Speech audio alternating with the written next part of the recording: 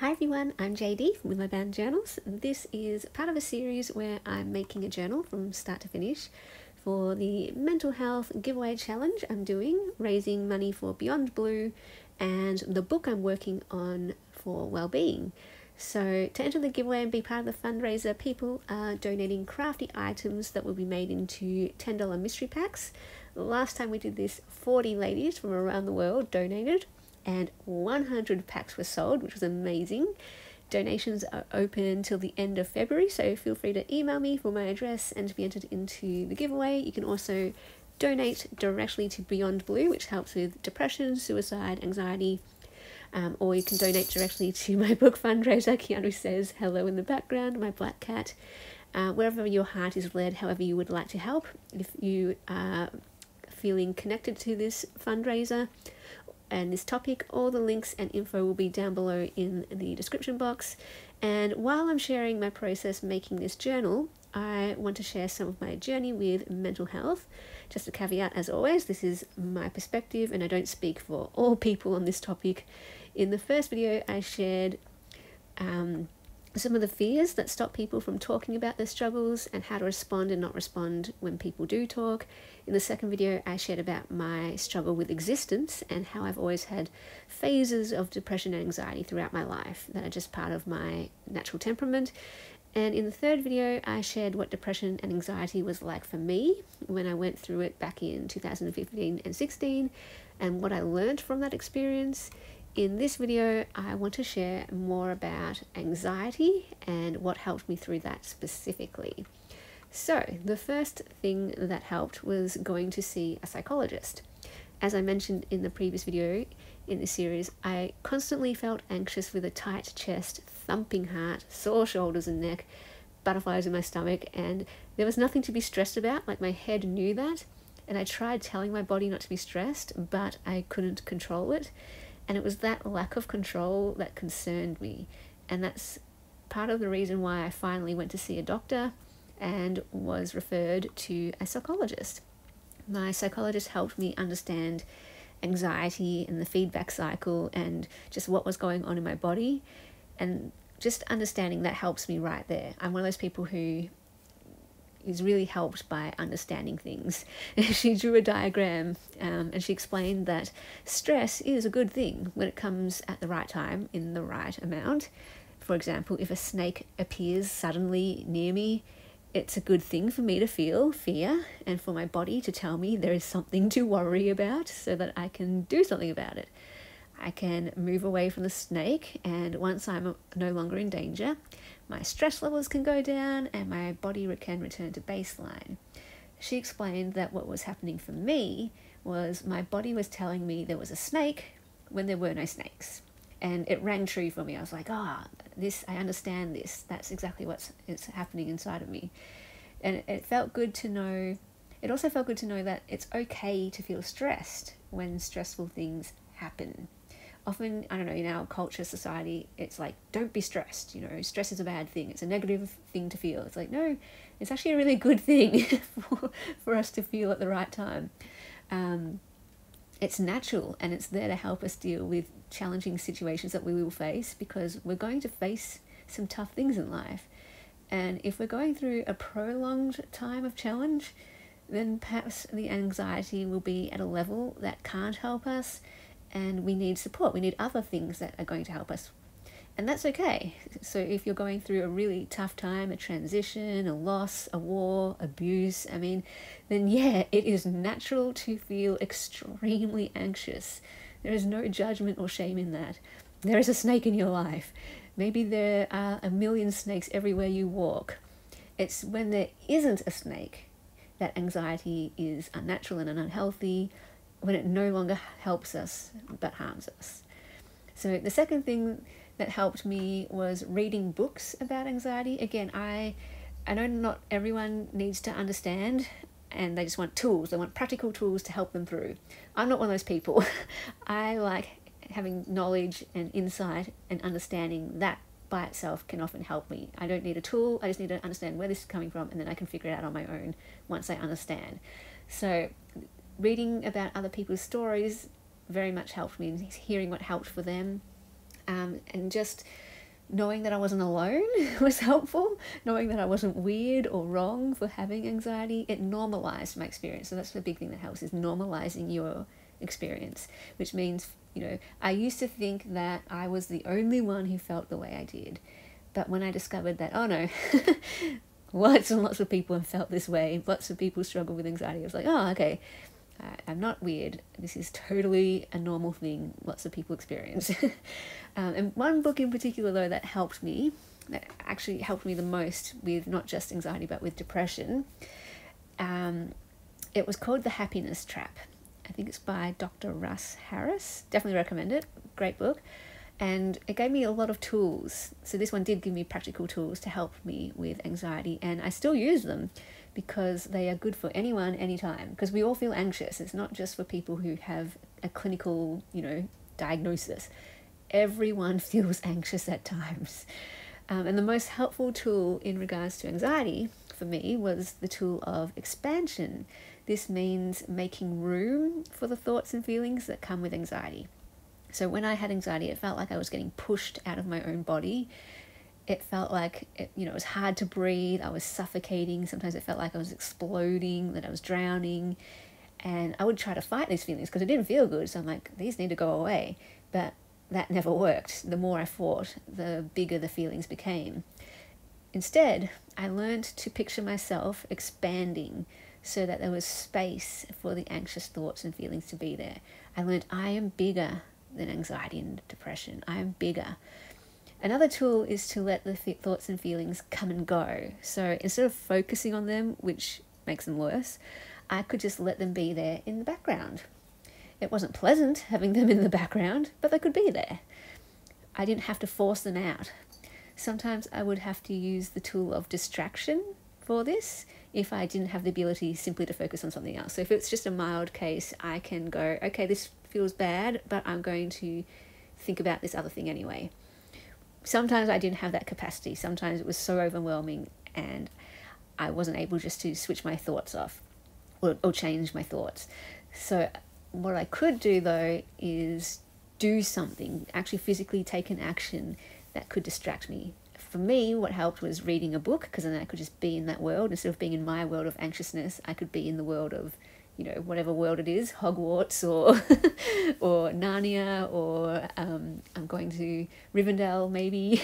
So, being in a different world helped. Same thing with a movie. Instead of being caught up in my world and my problems, watching a movie could take me to a different world for just a moment, and even just for a couple hours, that could help.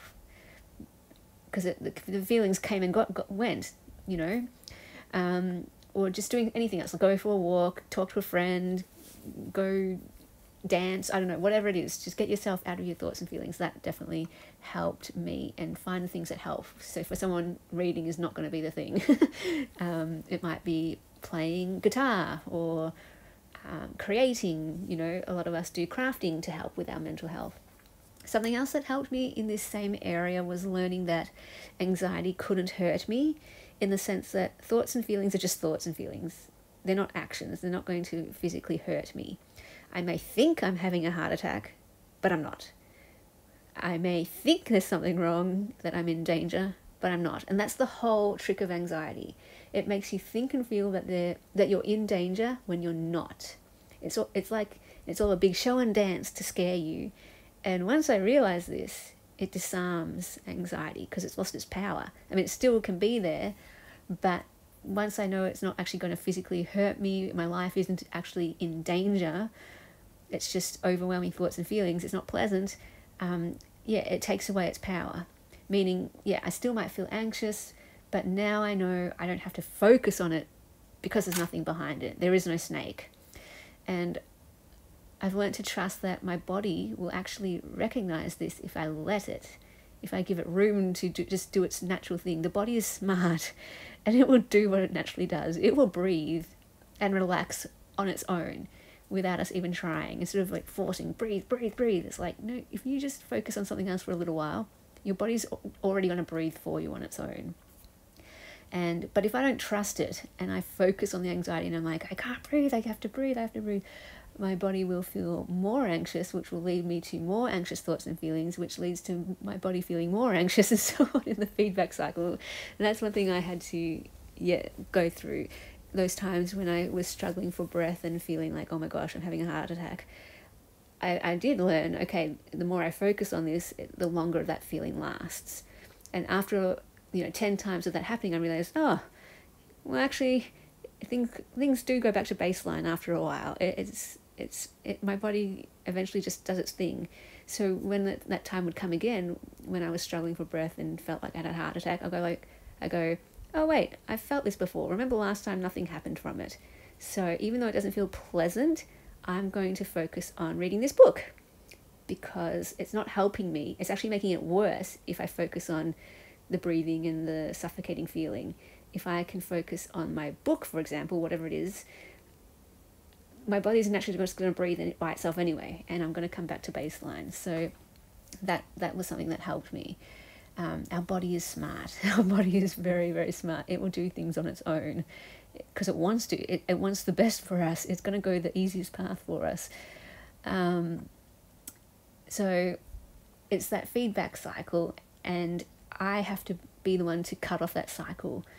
Instead of focusing on it, my body reacting, responding to that, and then me focusing on it more, my thoughts and feelings, and my body just going round and round and round in a loop, I can cut off that cycle now that I know about it, and make space for the thoughts and feelings to be there, and let them come and let them go, because they just naturally will. It might not feel like they will right in the moment, but if you just give it time, they will. And I mean, when I had anxiety, it came back an hour later, came back a day later, but I didn't have to keep focusing on it, hyper-focused. I could let them come and go, let them come and go. The third thing that helped me was listening to Psychology in Seattle. And actually this happened, I listened to them after I had anxiety, after it had passed, but it still helped me to understand it and talk about it. So I'm going to share it here anyway. Kirk talked about an anxiety scale where for some people they have always been at a 3 or 4 on or higher on the anxiety scale, while others might have always been a 0 or 1. And this speaks to me of the idea that we all have different temperaments, and some people are just naturally more anxious than others, and that's no one's fault. That's totally okay. And then he would tell this story of how people higher on the anxiety scale can go in a hospital for an operation and are given a drug, to help them with the procedure and recovery. And one of the effects can be a lowering of anxious feelings. And they realize for the first time in their life what it's like to be a 0 on the anxiety scale. And that can feel euphoric to them. And this can sometimes lead people to becoming addicted to certain drugs because they don't want to lose that feeling. They don't want to go back to an 8 or a 4 or a 6 on the anxiety scale. And that is completely understandable. You understand why they do that. And listening to Kirk talk about this helped me realize that I've probably actually been a 2 or 3 on the anxiety scale my whole life. But I would never have realized this because to me that was just normal. A 2 or 3 is my version of a 0. I don't actually know what a 0 feels like. And when I had depression and anxiety, I was an 8 or 9 on the anxiety scale. It was not fun. What I really like about the scale though is that it gives me words to articulate what it was like for me. For example, on a normal day, a good day when I was, a 2 or 3, driving and going to the shops, that's doable for me. It's just an everyday task. I don't enjoy it. It raises my anxiety up a notch, but it's totally fine for me to do. It's just a thing you do. But if I'm a 9 on the scale, then getting in my car or shopping for food is too much. It pushes me to a 10 and I can't even go there. So for someone to say, oh, you just need to get out of the house and be a grown-up and drive and shop, that is super insensitive to the ears of a person high on the anxiety scale if those tasks are difficult for them. We know you're not meaning to be insensitive, but it can sound like you're asking them to jump off a cliff because you don't realize what you're asking them to do. And it's not, and it will be different for everyone. Some people love driving and shopping, so when they're anxious, they may turn to those activities as their form of distraction and feeling better and getting back to baseline. For them, it might be going to work or spending time with family and colleagues that feels like jumping off a cliff. Or to say, don't assume what's best for people or that everyone is the same. Find out from them when you're making suggestions of what people can do to help with their anxiety. You know, see what it's like for them, what makes them anxious, what makes them feel better, and yeah. Anyway, the last thing I'll mention in this video about, you know, what helped me through anxiety is knowing that sometimes anxiety is trying to tell me something important. In this way, I see anxiety like a friend. And maybe this is only for mild cases or certain types of anxiety, but I've learned it's good to pay attention to what it's trying to tell me. For example, when I had anxiety and depression in 2015 and 16, it was largely because I had no boundaries. I said yes to everything, and I just remember feeling so trapped and judged and unhappy. And yeah, anxiety taught me that I had an unhealthy belief that my worth and identity came from pleasing people and performing. So anxiety shows me where there's an issue in my life. It shows me what I need to address. The longer I ignore it or put it off, and the harder I try to suppress it or fight it, the worse the anxiety gets. And this might be the helpful type of anxiety that is actually trying to get us to take some action that will make things better. And I guess that might be another thing that I've learned that helps me. There is a skill in knowing what type of anxiety we're feeling. And just like any skill, it can be learned. It can be difficult at the start, but we can learn it the more we practice it. So we can ask, is this the normal, helpful kind of anxiety where we need to make a change in our lives, whether that be our behavior, our thoughts, or beliefs? Or is it the unhelpful kind that says there's a snake when there is no snake? And once we can answer that question, we can know how to respond and hopefully, you know, get your tools and your support, learn about yourself, get in connection with yourself, learn about anxiety to find the tools that work for you. Because I've shared, you know, the tools that help for me. These tools might not help you. I wish they would help everyone because that would be nice and easy. But we're all individual. We're all going to have different things that help us. But if we can get in connection with ourselves, put in that work, I know it takes effort. I know we all would like to snap our fingers and no more anxiety. But it can take a journey of finding out who we are and what we believe and what helps us and what doesn't help. And sometimes we've never asked ourselves that. We've never taken care of ourselves before. We haven't known we were allowed to do that. We might even not have a sense of self. So, you know, it's a journey. And anxiety can be, in a way, like a friend, helping us through unpleasant means, through unpleasant feelings. But it's trying to help us to get in connection with ourselves, to know ourselves better, and to find what helps us and give ourselves permission to do those things.